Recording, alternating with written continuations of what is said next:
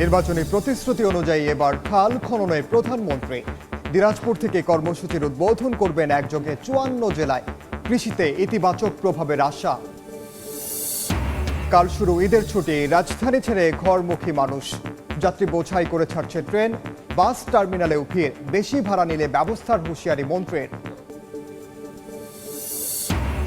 জাতীয় ঈদগাহে ঈদ উল ফিতরের জামাত সকাল ৮:৩০টায়। আবহাওয়া অনুকূলে না থাকলে প্রধান জামাত হবে বাইতুল মোকাররমে, পরিদর্শন করে জানালেন ডিএসসিসি প্রশাসক। মহিমান্বিত রাতের অপেক্ষায় ধর্মপ্রাণ মুসলমানরা জিকির, রাজগারে ইবাদতে শবে কদর পার করার প্রস্তুতি। আল্লাহর নৈকট্য লাভের আশা। And the Oscar goes to One Battle After Another, Paul Thomas Anderson. অস্কারে ওয়ান ব্যাটল আফটার অ্যানাদার সিনেমার জয় জয়কার। সেরা অভিনেতা মাইকেল জর্ডান, অভিনেত্রী বাকলি। ভিজুয়াল ইফেক্টস জিতল অ্যাভাটার ফায়ার অ্যান্ড অ্যাশ।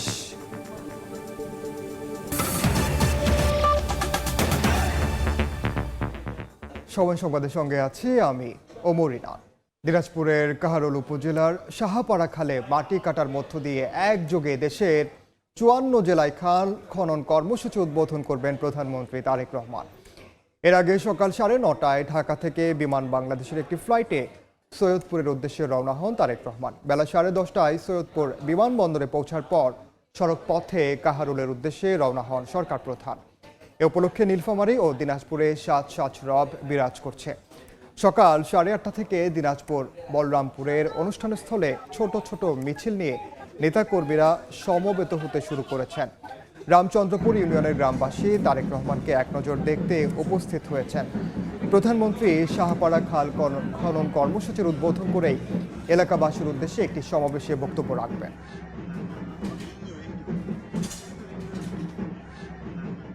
খালে পানি থাকলে মনে করেন আবাদ করতে সুবিধা পাবো। আবার মনে করেন যে বন্যার সময় পানি ধরে থাকলে আবার ভুঁইয়ের ধানের ক্ষতি হয়। এভাবে ক্ষতি হইতে থাকে আর কি। পানিটা নামে না কান্দর থাকি, ভুঁই থাকি এখন পানিটা নামে যাবে। এর আগে তো বন্যা টন্যা আসলে ভালোই, এখন বন্যাটা থাকি মুক্ত পাবো। খাল খনন দেখতে আসে এবং মাননীয় প্রধানমন্ত্রীকে দেখতে আসে। দীর্ঘ ১৫ বছর এখানে আমাদের কোনো উন্নয়ন হয় নাই। এই মুহূর্তে দিনাজপুরের কাহারোলে আছেন সহকর্মী ইমরুল আহসান। সরাসরি যাচ্ছি তার কাছে।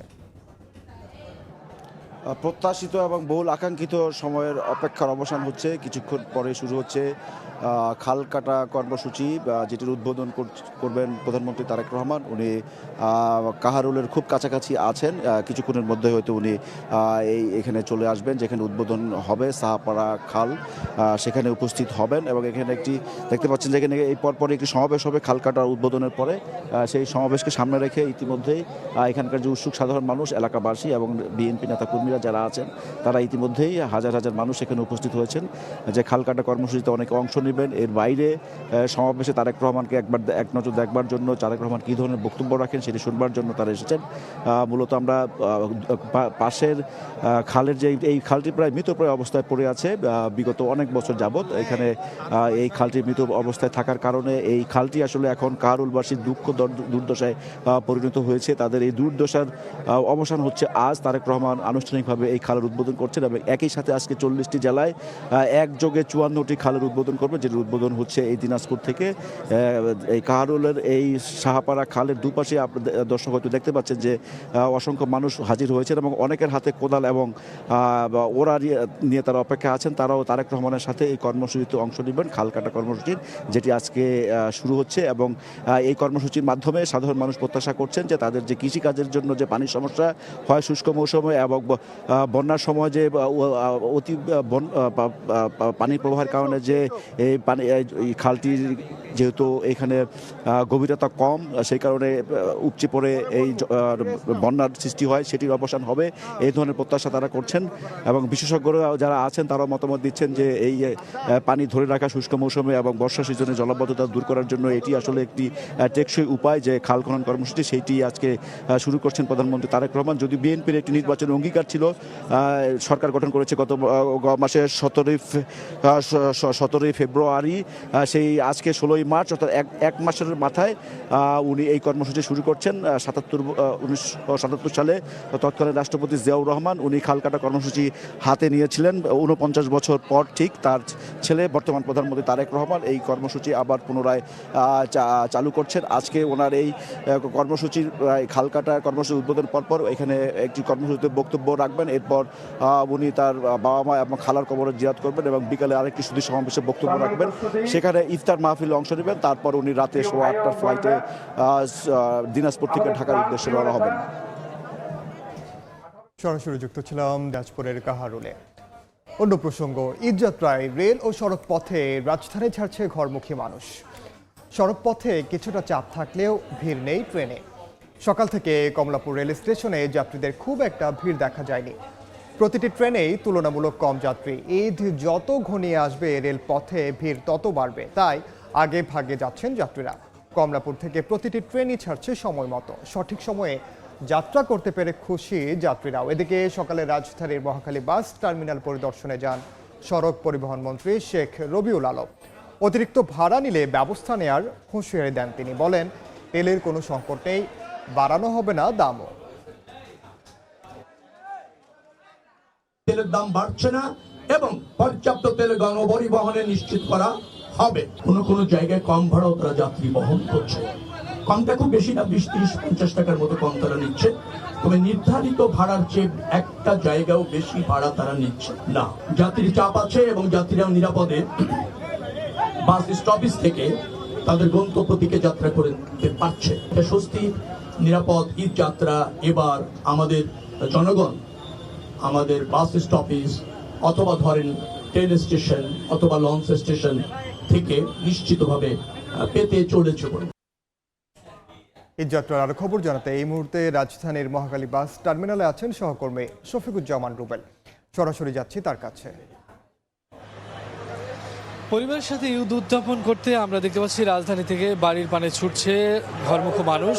নগরবাসী কিন্তু আজকে সকাল থেকেই তারা সড়ক পথেও আমরা দেখতে পাচ্ছি গাবতলীতে, এখন রয়েছে মহাখালীতে। এই বাস টার্মিনালগুলোতেও কিন্তু আমরা দেখতে পাচ্ছি যে বাড়ির পানে ছুটছেন। সকালে যেমনটা বলছিলাম যে সকালের দিকে কিছুটা ভিড় না থাকলেও বেলা যখন বাড়ছে আমরা দেখতে পাচ্ছি কিন্তু ভিড় বেড়ে যাচ্ছে এবং যারা যাচ্ছেন তারা বলছেন যে একটু আগে ভাগে যাচ্ছেন, কেননা যখন ঈদ ঘনিয়ে আসে তখন সড়কে অনেক সময় ভোগান্তির সৃষ্টি হয়, সেই কারণে যানজট সৃষ্টি হয়। তা এড়াতেই মূলত তারা আগে ভাগে যাচ্ছেন, কারণ লম্বা একটা ছুটি এবার ঈদে, এই লম্বা ছুটিকে তারা কাজে লাগাতে চান, ভোগান্তিহীন একটা ঈদ যাত্রা তারা উপভোগ করতে চান। আমরা যেই মহাখালী বাস টার্মিনালে রয়েছি, এখানে কিছুক্ষণ আগে মূলত মন্ত্রীরা এসেছিলেন, যে সড়ক পরিবহন সেতুমন্ত্রী এসেছিলেন। তারা এইখানে যে ব্যবস্থাপনা রয়েছে বা যাত্রীরা নির্বিঘ্নে যাতায়াত করতে পারে কিনা, সকল বিষয় বা অতিরিক্ত ভাড়া নেওয়া হচ্ছে কিনা এই বিষয়ে তদারকি করেছেন, পরিদর্শন করেছেন। পাশাপাশি নারীদের জন্য এখানে যাতে বিশ্রাম নেওয়া হয় বা বেশ কিছুটা সময় থাকতে হলে শৌচাগারের যে ব্যবস্থা করতে হয় সেটা উদ্বোধন করেছেন।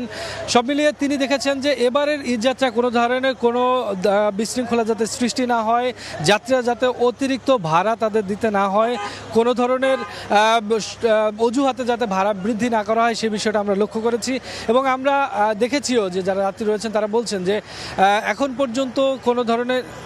পর্যন্ত অতিরিক্ত ভাড়ার অভিযোগ তেমন নেই। তবে দু একটা জায়গায় বলছেন যে নির্ধারিত ভাড়া রয়েছে তার থেকে 100 টাকা করে বেশি নেওয়া হচ্ছে। তবে যারা বাস মালিক সমিতির লোকজন এবং মন্ত্রী মহোদয় বলেছেন যে এইটা হচ্ছে নির্ধারিত ভাড়াই, কেননা সারা বছর যাত্রী সংকটের কারণে 100 টাকা কম করে নেওয়া হয়।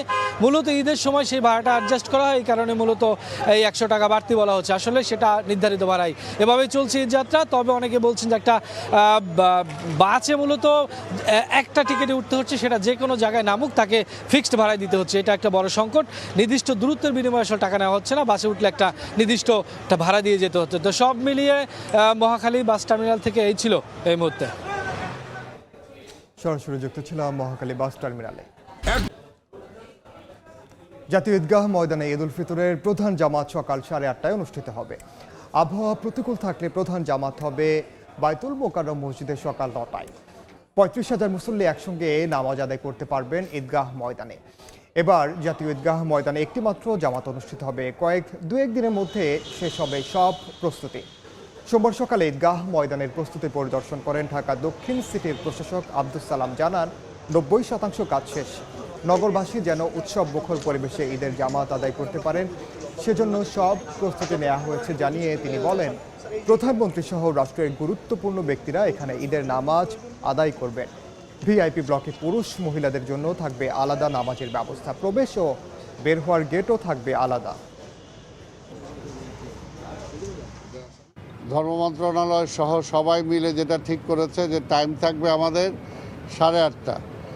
যদি বৃষ্টি টিষ্টি হয় তাহলে হয়তো টাইমের পরিবর্তন করা হবে। প্রায় 35,000-এর মতো মানুষ একসাথে নামাজ পড়তে পারবেন।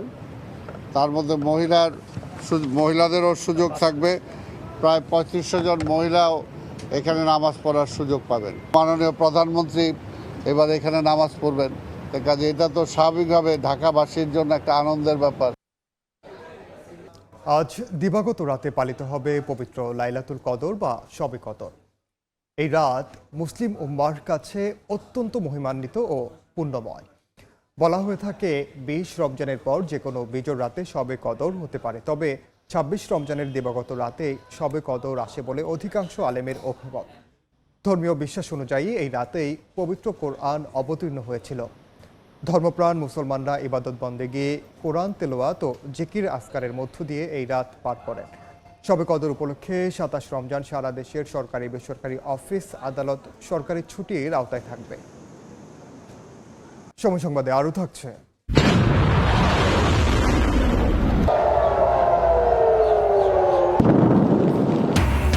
ইসরায়েলে প্রথমবারের মতো সেজিল ক্ষেপণাস্ত্র হামলা ইরানের। তেহরানেও পাল্টা আক্রমণ। দুপক্ষের কেউ আলোচনায় আগ্রহী না হওয়ায় দীর্ঘমেয়াদের যুদ্ধের শঙ্কা। এবার বাণিজ্যের সংবাদ।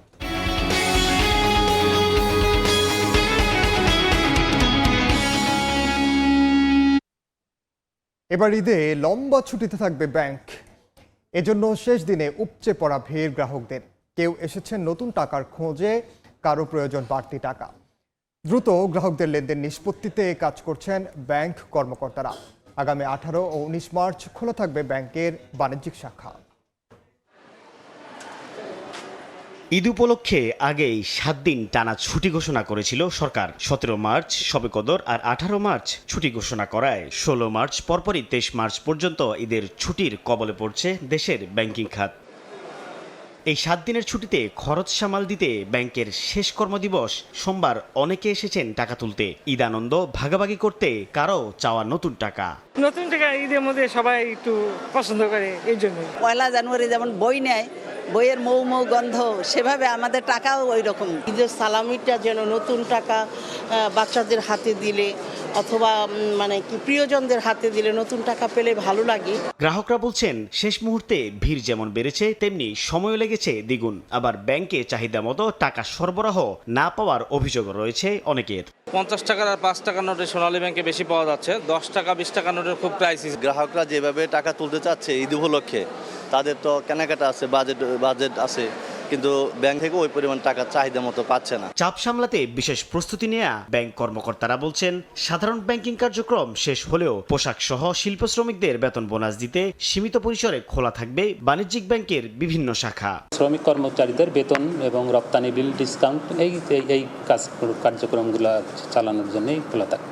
এদিকে দীর্ঘ বন্ধে এটিএম বুথে পর্যাপ্ত টাকা রাখা সহ গ্রাহক সেবা নিশ্চিতে বিশেষ প্রস্তুতির কথা জানিয়েছে বাংলাদেশ ব্যাংক। এটিএম বুথগুলো যাতে খোলা থাকে, তাদের এটিএম মেশিনগুলো যাতে পর্যাপ্ত টাকা লোড করা থাকে এবং এখানে নিরাপত্তা ব্যবস্থা যাতে সুনিশ্চিত থাকে। ছুটির সময় নিরাপত্তায় বাড়তি সতর্কতা অবলম্বন করা হবে বলে জানিয়েছে ব্যাংকগুলো। সাইফুল ইসলাম, সময় সংবাদ, ঢাকা। আবারও প্রধানমন্ত্রীর খাল খনন কর্মসূচির খবর। খাল খনন কর্মসূচি উদ্বোধন করতে দিনাজপুরের কাহারোলে পৌঁছেছেন প্রধানমন্ত্রী তারেক রহমান। সরাসরি যাচ্ছে সেখানে। প্রতীক্ষিত যে সময়টি সেটি এই মুহূর্তে ঘটছে। প্রধানমন্ত্রী তারেক রহমান তার যে নির্বাচনী অঙ্গীকার খাল খনন কর্মসূচি পুনরায় উদ্বোধন, সেটি উদ্বোধন উনি করছেন। দেখতে পাচ্ছেন যে ওনার হাতে আমরা কোদাল দেখতে পাচ্ছি। এই কোদালের মাধ্যমে আনুষ্ঠানিকভাবে উনি খাল খনন কর্মসূচি উদ্বোধন করলেন এই দিনাজপুরের কাহারুলের সাপাহার খাল থেকে। এবং এই খাল খনন তার নির্বাচনী অঙ্গীকারের অন্যতম ছিল। আরও কয়েকটি অঙ্গীকার ইতিমধ্যে উনি বাস্তবায়ন করেছেন। যদিও সরকার গঠন মাত্র 1 মাস হয়েছে, ফ্যামিলি কার্ড, তারপরে পুরোহিত এবং মসজিদের ইমাম মুয়াজ্জিন যে ভাতা সেটি ইতিমধ্যে কার্যকর হয়েছে। এবং আজকে তার নির্বাচনের তৃতীয় প্রতিশ্রুতি সেটি খাল খনন কর্মসূচি সেটি উদ্বোধন করলেন। প্রধানমন্ত্রী নিজে কোদাল হাতে সেই মাটি কেটে সেই কর্মসূচি উদ্বোধন করলেন। এখানে পানি সম্পদ মন্ত্রণালয়ের অধীনে এই খাল খনন কর্মসূচিটি সারা দেশে একযোগে 54টি খাল উদ্বোধন করা হচ্ছে। সেখানে পানি সম্পদ মন্ত্রণালয়ের যে কর্মকর্তারা রয়েছেন তারা এখানে উপস্থিত রয়েছেন। আমরা দেখতে পাচ্ছি যে পানি সম্পদ মন্ত্রণালয়ের মন্ত্রী শহীদুদ্দিন চৌধুরী এনি উনি উপস্থিত আছেন, প্রতিমন্ত্রী ফরহাদ হোসেন আজাদ উনি উপস্থিত আছেন। এছাড়া এই দিনাজপুরের এমপি সমাজ কল্যাণ মন্ত্রী ডাক্তার এস.জেড.এম জাহিদ হোসেন উনি উপস্থিত আছেন। এছাড়া লালমনিরহাটের এমপি ত্রাণ ও দুর্যোগ ব্যবস্থাপনা মন্ত্রী উনি উপস্থিত আছেন, আসাদুল হক দুলু। প্রধানমন্ত্রী তারেক রহমান ইতিমধ্যে উদ্বোধন করেছেন এই খাল কাটা কর্মসূচি। এবং এই খালের দুই পারে এটি একটা মৃতপ্রায় খাল ছিল, যেটি 1977 সালে এই খালটি খনন করা হয়। তৎকালীন রাষ্ট্রপতি জিয়াউর রহমান এই খালটি সহ সারা দেশে তখন খাল খনন কর্মসূচি হাতে নিয়েছিলেন। সেই কর্মসূচির আওতায় এই সাপাহার খালটিও তখন খনন করা হয়েছিল। তবে 49 বছরে সেই খালটি আর সংস্কার করা হয়নি, অর্থাৎ খনন করা হয়নি। সেই কারণে এই খালটি এক প্রকারের মৃতপ্রায় অবস্থায় হয়ে পড়েছে। এবং এই খালটি কাহারুলবাসীর এক প্রকারের দুঃখ দুর্দশার নাম হয়ে উঠেছে।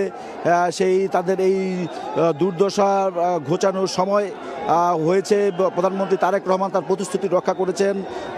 উনি এই খালটি আনুষ্ঠানিকভাবে উদ্বোধন করলেন এবং তার সাথে এখানে কয়েক শত মানুষ অংশ নিয়েছেন। এবং রাস্তার দুধারে, খালের দুধারে আমরা দেখতে পাচ্ছি যে নারীরা অংশ নিয়েছেন পুরুষদের পাশাপাশি। এই খাল খনন কর্মসূচিতে নানা ধর্ম বর্ণের মানুষ এখানে আজকে হাজির হয়েছেন। তাদের সাথে কুশল বিনিময় করার জন্য এই মুহূর্তে তারেক রহমান এগিয়ে যাচ্ছেন। যারা এই খাল খনন কর্মসূচিতে অংশ নেওয়ার জন্য আজকে এই সাপাহার খালের দুই পাশে জড়ো হয়েছেন, তাদের সাথে শুভেচ্ছা বিনিময়ের জন্য উনি যাচ্ছেন। এখানে কর্মসূচি হয়তো উনি যাচ্ছেন একটু ফসলি জমির দিকে, ধারণা করা হচ্ছে ওনার নির্ধারিত কর্মসূচি ছিল। এখানে খাল কর্মসূচির পরে এখানে একটি গাছ রোপণ করার কথা, সেই গাছটি রোপণ করার জন্য হয়তো উনি কিছুটা খালের উপরে গিয়ে সেই গাছটি এখন রোপণ করবেন। এই খাল কর্মসূচিকে ঘিরে ইতিমধ্যেই এখানে অসংখ্য মানুষ হাজির হয়েছেন, কয়েকশো মানুষ অংশ নিয়েছেন এই খাল কাটা কর্মসূচিতে। তারা কোদাল এবং ওরা হাতে নিয়ে তারা এই তারেক রহমানের সাথে, প্রধানমন্ত্রীর সাথেই তারা এই কর্মসূচিতে অংশ নিয়েছেন। এই মুহূর্তে প্রধানমন্ত্রী তারেক রহমান একটি যে ভুট্টা ক্ষেত আমরা দেখতে পাচ্ছি, সেই ভুট্টা ক্ষেতের পাশে যে রাস্তাটি রয়েছে সেই রাস্তার পাশে একটি গাছ রোপণ করছেন, একটি স্মারক হিসাবে এখানে উনি এই গাছটি রোপণ করছেন। এবং কিছুক্ষণ পরে উনি মঞ্চে আসবেন এই আনুষ্ঠানিকতা শেষে। এবং এখানে দুস্থদের মাঝে যে ব্ল্যাক বেঙ্গল জাতের যে ছাগল রয়েছে সে ছাগল বিতরণের একটি নির্ধারিত কর্মসূচি রয়েছে। তারপরে উনি এখানে বক্তব্য রাখবেন সংক্ষিপ্ত আকারে। আমাদের এখন পর্যন্ত যেটি জানানো হয়েছে যে এই আনুষ্ঠানিকতা সংক্ষিপ্ত আকারে হবে, প্রধানমন্ত্রী তারেক রহমান বক্তব্য রাখবেন, তার আগে হয়তো কয়েকজন বক্তব্য রাখবেন। আমরা দেখতে পাচ্ছি যে ইতিমধ্যেই মঞ্চে উপস্থিত হয়েছেন বিএনপির মহাসচিব এবং স্থানীয় সরকার মন্ত্রী মির্জা ফখরুল ইসলাম আলমগীর। এছাড়া এই অঞ্চলে যারা মন্ত্রী হয়েছেন, পানি সম্পদ মন্ত্রীর নাম আগে উল্লেখ করলাম, এই অঞ্চলে কয়েকজন মন্ত্রী রয়েছেন, প্রতিমন্ত্রী রয়েছেন, তারাও প্রধানমন্ত্রী তারেক রহমানের সাথে এই কর্মসূচিতে ঢাকা থেকে সফর সঙ্গী হিসেবে রয়েছেন। যদিও পানি সম্পদ মন্ত্রী এবং প্রতিমন্ত্রী শহীদুদ্দিন চৌধুরী এনি এবং ফরহাদ হোসেন আজাদ তারা কয়েকদিন যাবতীয় এই কর্মসূচিটিকে সামনে রেখে তাদের পানি সম্পদ মন্ত্রণালয়ের যে প্রস্তুতি, সেই প্রস্তুতি তদারকির জন্য তারা গত কয়েকদিনে দিনাজপুরে ছিলেন। এই দিনাজপুরের এই খালটি আসলে 1200 কিলোমিটার দীর্ঘ। সেটি এইখানকার যে দিনাজপুরের যে প্রধান নদী, সেটি পুনর্গর্ভা নদীর সাথে মিলিত হয়েছে। তবে 49 বছরে যেহেতু এটি সংস্কার হয়নি, এই খালটি এক প্রকারের মৃত অবস্থায় পড়ে আছে, যে কারণে বন্যার সময় অল্প পানিতেই সেটি আসলে পানি উপচে পড়ে এখানে বন্যার সৃষ্টি হয় এবং শুষ্ক মৌসুমে এখানে যে কৃষিকাজ আবাদ হয়, মূলত আমরা আসার পথে যেটি দেখেছি যে এখানে মূলত ভুট্টা চাষ হয়। ভুট্টা চাষে ব্যাপক পানির প্রয়োজন হয়। সেই পানিটি আসলে গভীর নলকূপ থেকে উত্তোলন করতে হয়েছে এবং সেটা ব্যয়বহুল একটি সেচ প্রকল্প ছিল এবং সেটি থেকে মানুষ মুক্তি পাচ্ছে এবং তাদের একটি স্থায়ী সমাধান হবে এই ধরনের প্রত্যাশা করছেন যে এই খাল খনন কর্মসূচির মাধ্যমে প্রধানমন্ত্রী তারেক রহমানের এই খাল খনন কর্মসূচির মাধ্যমে স্থায়ী সমাধান হবে। এই আবাদি জমি চাষাবাদের জন্য যে পানির প্রয়োজন, এই খাল খনন করলে শুষ্ক মৌসুমে পানি ধরে রাখা যাবে এবং বন্যার সিজনে সেটি আসলে অতি পানি উচ্চ পর্যায়ে লোকালয়ে পানি প্রবেশ না করতে পারে, সেই ধরনের একটি বন্দোবস্ত হবে। এই মুহূর্তে তারেক রহমান যে খাল খনন কর্মসূচি উদ্বোধন করে মঞ্চে উপস্থিত হয়েছেন। উপস্থিত এখানে যে জনতা রয়েছেন, সাধারণ মানুষ রয়েছেন, তাদের উদ্দেশ্যে উনি হাত মেরে সাধারণ মানুষের অভিবাদনের জবাব দিচ্ছেন। ঠিক 49 বছর আগে তার বাবা শহীদ রাষ্ট্রপতি জিয়াউর রহমান উনি একটি সাধারণ গেঞ্জি পরে এই খাল খনন কর্মসূচি উদ্বোধন করেছিলেন। আজকে তার ছেলে তারেক রহমান 49 বছর পরে উনি এই খাল খনন কর্মসূচি পুনরায় চালু করার কর্মসূচি নিয়েছেন। উনিও একটি গেঞ্জি পরে এবং লাল সবুজের একটি পতাকা হাতে আমরা দেখতে পাচ্ছি, সেটিতে উনি মাথায় করে এখানে এসেছেন। একবারে সাধারণের বেশে উনি এই খাল খনন কর্মসূচির উদ্বোধন করার জন্য এখানে এসেছেন।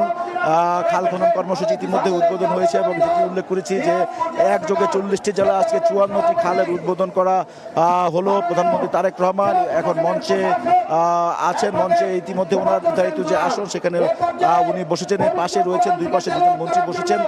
তার ডান পাশে রয়েছেন বিএনপি মহাসচিব মির্জা ফখরুল ইসলাম আলমগীর, তার পাশে রয়েছেন পানি সম্পদ মন্ত্রী, যেই মন্ত্রণালয়ের অধীনে এই খাল খনন কর্মসূচিটি সারা দেশে পালন করা হচ্ছে। খাল খনন কর্মসূচি হাতে নেওয়া হয়েছে। শহীদুদ্দিন চৌধুরী এনি পানি সম্পদ মন্ত্রণালয়ের মন্ত্রী উনি রয়েছেন। জাহিদ হোসেন উনিও মঞ্চে এসেছেন এবং উনি বসছেন। উনি সমাজ কল্যাণ মন্ত্রী, পাশাপাশি শিশু এবং নারী বিষয়ক মন্ত্রণালয়ের মন্ত্রী, তার পাশে রয়েছেন আসাদুল হাবিব দুলি, উনি ত্রাণ ও দুর্যোগ ব্যবস্থাপনার মন্ত্রী এবং স্থানীয় যারা এমপি রয়েছেন তারা রয়েছেন। পাইলট প্রজেক্টের আওতায় আগামী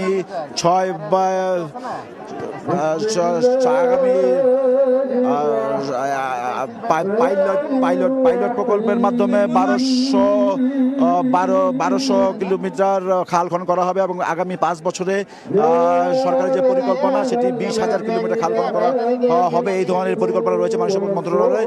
দর্শক, এই ছিল আমার হাতে এখন পর্যন্ত সর্বশেষ খাল খনন কর্মসূচির। প্রধানমন্ত্রী তারেক রহমান কয়েকজন মন্ত্রীর বক্তব্যের পরে হয়তো বক্তব্য দিবেন। সেই বক্তব্য শুরু হলে আমরা আবার সময় টিভির মাধ্যমে দর্শকদের যে তারেক রহমানের সেই বক্তব্য আবার শোনানোর চেষ্টা করব। সরাসরি যুক্ত ছিলাম দিনাজপুরের কাহারোলে। সেখানে খাল খনন কর্মসূচির উদ্বোধন করেছেন প্রধানমন্ত্রী তারেক রহমান। তার বক্তব্য যখন প্রচারিত হবে আমরা আবারও সরাসরি সেখানে যোগ দিব। দেখছেন সময় সংবাদ, সঙ্গেই থাকুন। সংবাদ যুক্তরাষ্ট্রের লস অ্যাঞ্জেলেসে বসেছে একাডেমি অ্যাওয়ার্ডসের 98তম আসর। এবারের আসরে সেরা সিনেমার পুরস্কার পেয়েছে ওয়ান ব্যাটল আফটার অ্যানাদার।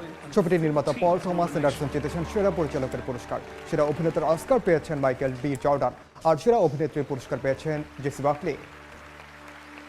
এই ছিল দুপুর 12টার সময় সংবাদে। এরপর খেলার সময় নিয়ে সঙ্গে থাকবেন সহকর্মী মাকসুম আলম খান। খবর নিলেন, আপনাকে ধন্যবাদ। খেলার সময় নিয়ে আসছি কিছুক্ষণ পর, সঙ্গেই থাকুন সময়ের।